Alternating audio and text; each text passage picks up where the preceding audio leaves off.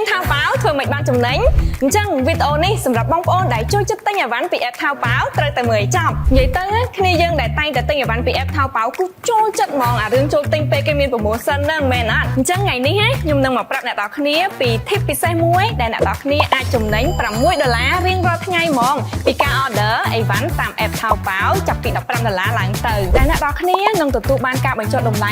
$2ភ្លាមក្នុងការទិញម្ដងរហូតដល់3ដងក្នុងមួយថ្ងៃនិយាយទៅគឺពិតជាចំណេញហ្មងសម្រាប់អ្នកដែលចូលចិត្តទិញអីវ៉ាន់ពី app ថៅប៉ាវជាពិសេសស្រីៗគ្នាយើងនឹងមិនថាយើងទិញអីវ៉ាន់អីទេរាប់លានមកគឺសុទ្ធតែទទួលបានការ discount នឹងទាំងអស់ហ្មងតែបើសួរថាធ្វើម៉េចបាន discount មួយហ្នឹង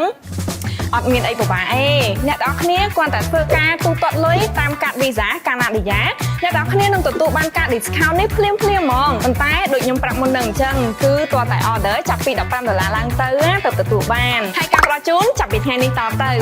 តែចំនួនមានកំណត់ណាមកមុនបានមុនប្រាប់ឲ្យហើយអញ្ចឹងកុំភ្លេចធ្វើការទូទាត់លុយតាមកាត Visa កាណាឌីយ៉ារកពេល order អីវ៉ាន់ពី app ថៅប៉ាវណាហើយសម្រាប់អ្នកដែលអត់ទាន់មានការទេបញ្ញាប់ទៅបាក់មួយទៅដើម្បីចំណេញទាំងអស់គ្នាបាយបាយ